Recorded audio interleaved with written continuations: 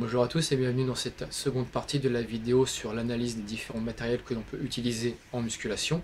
Donc la dernière fois on a vu tout ce qui était charge libre. Cette fois-ci on va s'intéresser donc aux appareils guidés, donc exercices avec appareils guidés ou poulies. Sans plus attendre, je laisse donc place à cette seconde partie de la vidéo. Pour finir, on passe aux appareils guidés, aux machines guidées et aussi bien sûr aux poulies, je regroupe tout.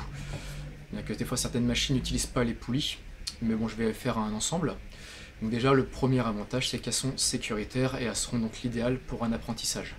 Pas besoin de se soucier de la stabilité, il y a juste à bien se concentrer sur sa position et à pousser ou à tirer selon l'exercice et le tour est joué. Ce sera forcément idéal puisqu'on n'a pas besoin, donc on n'a pas ce souci d'équilibre et de manque de stabilité qui peut être une cause de blessure dans un premier temps. Ça va dépendre des personnes, il y a des personnes qui seront plus ou moins à l'aise, ça va dépendre aussi de votre passé sportif. Les personnes qui sont sportifs depuis longtemps auront un meilleur transfert. On garde toujours une expérience de son passé sportif qu'on transfère sur une autre activité, une activité nouvelle.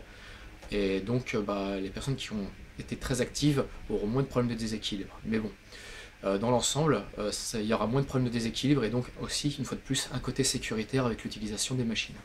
Gros avantage des machines, et c'est bien souvent aussi qu'on les utilise même pour on va dire pour un athlète qui est confirmé en musculation, c'est qu'elles offrent une tension continue, un peu comme les élastiques d'ailleurs aussi.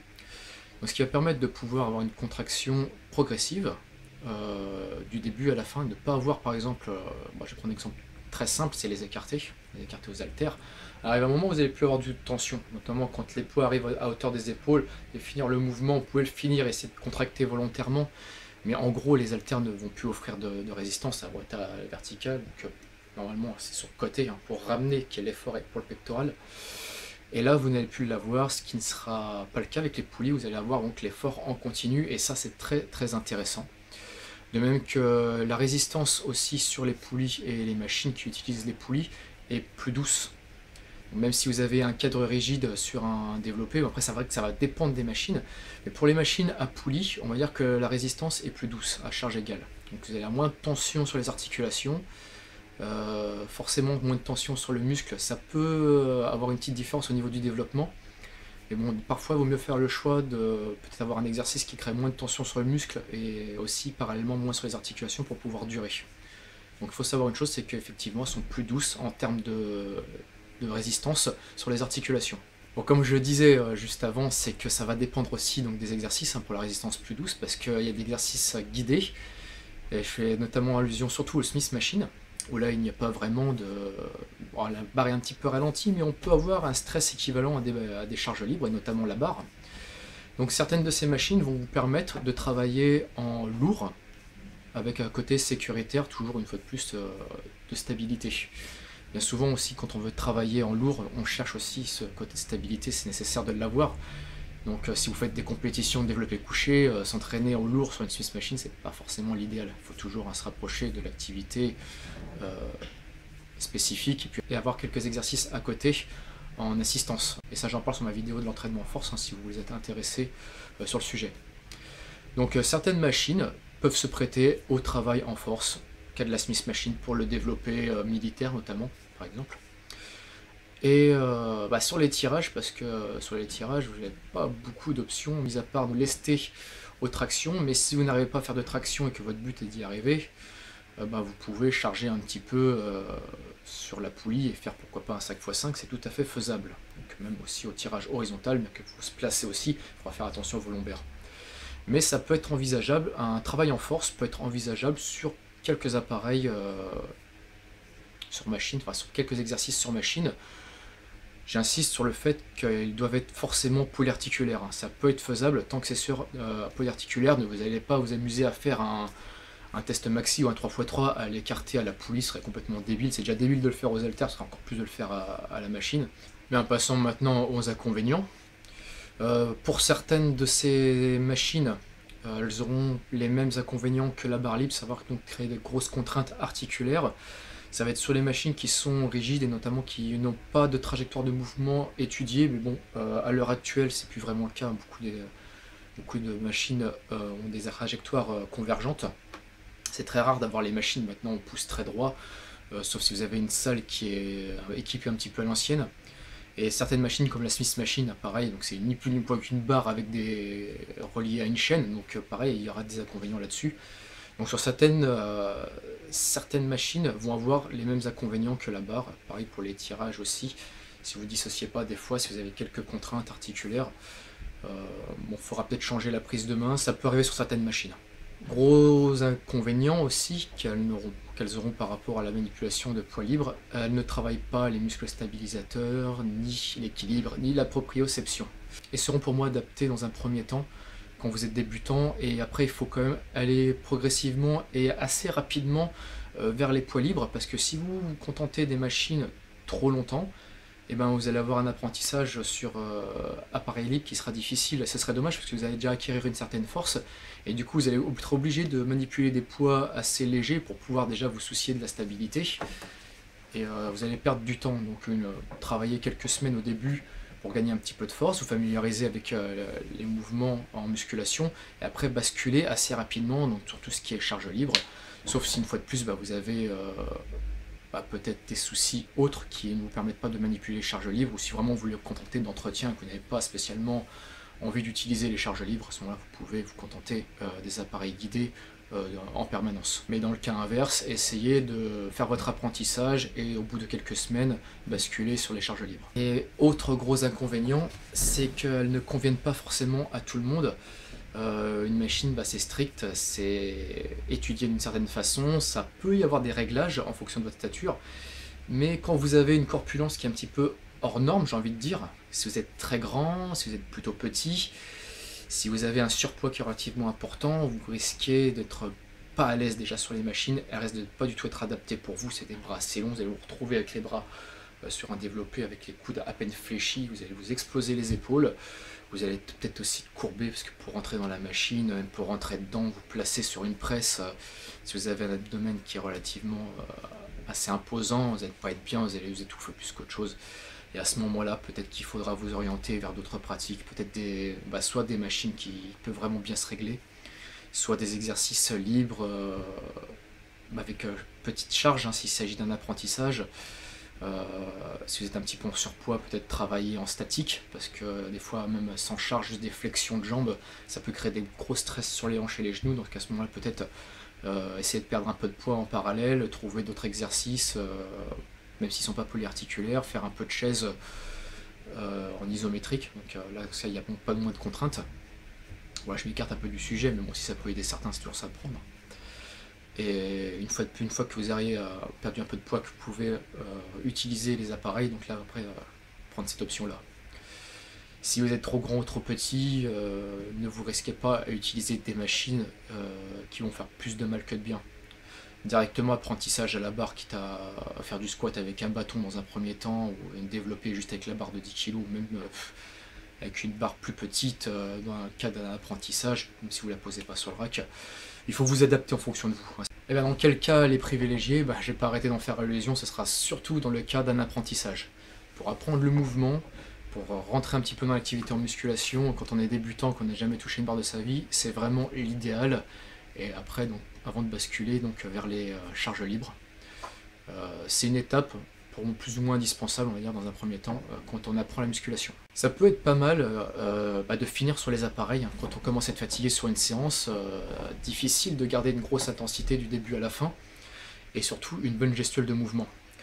Si vous gardez que des exercices à poids libre et que vous surestimez un petit peu, il se peut que l'exécution sera plus ou moins dégueulasse. Bon, on peut avoir aussi une exécution dégueulasse sur une machine, j'ai eu bien l'occasion de le voir, mais les risques de blessures sont peut-être un petit peu moindres. Vous pouvez, pour prendre un exemple simple, prendre l'exemple des pecs parce que ça parle à tout le monde, un exemple de programme qui mixerait un petit peu charge lourde, modérée et légère. On pourrait commencer avec mon développé couché en 5 séries de 5.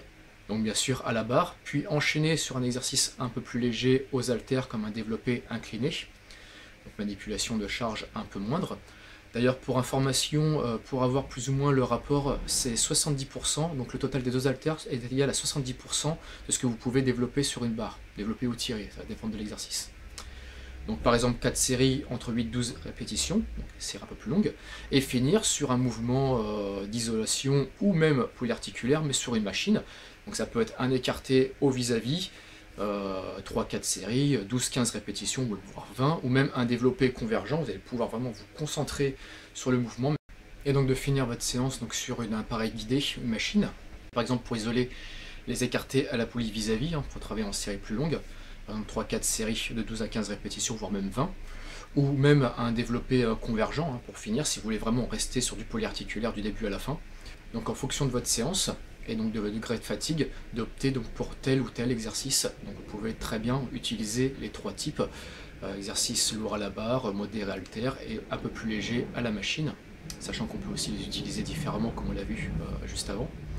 Le tout c'est de faire vraiment comme vous le sentez le mieux pour vous, ce qui vous réussit le mieux.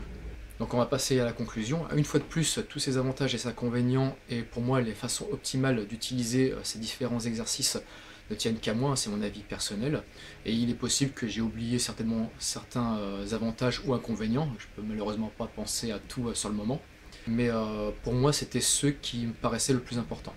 Donc pour conclure, déjà il vous faudra choisir votre type de matériel, tout comme pour les séries et le nombre de répétitions, en fonction de vos caractéristiques personnelles, et ce qui vous réussit mieux. De toute façon c'est même valable pour les exercices, sachant qu'on est plus ou moins apte à pratiquer tel ou tel exercice, en fonction bien sûr de sa morphologie, et de surtout ne pas s'entêter sur un exercice qui ne vous réussit pas, s'il ne vous donne pas de résultat, s'il vous fait mal, si vous avez une gêne, il faut le laisser de côté, et le remplacer par plein d'autres exercices qui seront tout aussi efficaces. Aucun exercice n'est vraiment indispensable, il faut juste en fait trouver ceux qui vous correspondent le mieux, qui va vous donner plus de résultats, mais aussi qui seront plus sécuritaires. Pareil, si vous avez un exercice qui vous donne de bons résultats, mais qui vous mène au casse-pipe au bout de quelques mois, vaut mieux peut-être opter pour un exercice qui sera peut-être un peu moins productif, en termes de résultats je parle, et qui vous permettra donc de durer. Essayez de vraiment toujours voir la durée, de ne pas vous enflammer comme une bougie, d'être explosé au bout de quelques mois ou quelques années, et vous allez avoir une grande frustration. Donc trouvez les exercices qui sont le plus adaptés pour vous en termes d'efficacité, de gain, et en termes de sécurité. Trouvez un équilibre entre les deux. Idéalement, et si cela vous correspond, essayez de varier un petit peu, d'utiliser les trois types d'exercices, sauf si vraiment vous avez une grosse préférence et que une fois de plus ça vous convient, vous pouvez garder. Mais sinon vous pouvez tourner, et vous pouvez aussi donc, en fonction de votre état de fatigue du moment, si vous avez une journée où vous n'êtes pas très bien, vous avez une grosse journée de travail, vous avez mal dormi, et que là, un exercice comme le squat ou le soulevé de terre qui demande une grosse concentration et une très bonne posture, pour risquer par exemple de vous blesser parce que vous êtes un peu fatigué, vous allez vous déconcentrer, vous allez vouloir quand même mettre la même charge, et vous allez défixer votre dos. Donc là, à ce moment-là, ça peut être intéressant d'utiliser par exemple d'autres types de matériel, notamment là, les machines. Donc ne pas hésiter parfois à adapter votre séance en fonction de la forme du moment. Je sais qu'il y en a qui vont dire que vous allez perdre votre repère et tout, qu'il ne faut pas changer à chaque séance, mais des fois, je pense qu'il est plus important de s'adapter à soi et à sa forme du moment plutôt que de vouloir s'entêter sur un programme et vous blesser. Vous n'allez rien y gagner, vous allez vous blesser, vous n'allez pas pouvoir vous entraîner pendant X semaines, et vous allez tout gagner, vous allez tout gagner. Enfin, vraiment vous adapter et plutôt vous écouter vous, que de vous entêter sur un programme déjà préétabli, même si c'est vous qui l'avez établi à la base.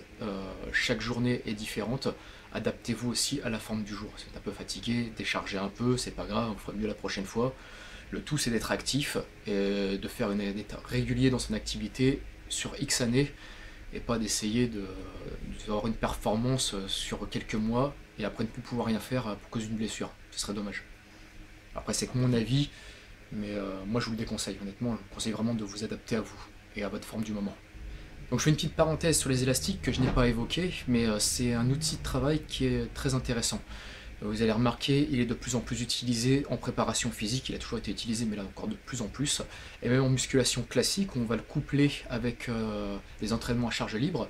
Bien souvent, on a un ratio de 70% en charge libre et 30% de résistance créée par l'élastique, où là on aurait des résultats qui seraient optimaux apparemment.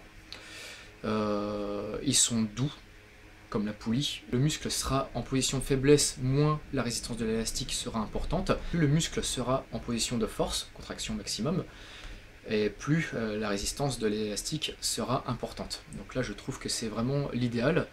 D'ailleurs j'ai fait l'acquisition, encore une petite parenthèse, d'un matériel qui s'appelle le Tower 200, donc un truc qui s'accroche sur la porte et qui permet donc certains mouvements, Moi je peux pas tous les faire parce que c'est très petit chez moi et malheureusement donc, je suis dans un couloir étroit ici, donc j'ai ma porte qui est là et là j'ai mon mur, donc du coup je ne peux pas vraiment m'éloigner et profiter de la pleine tension et de la variété d'exercices.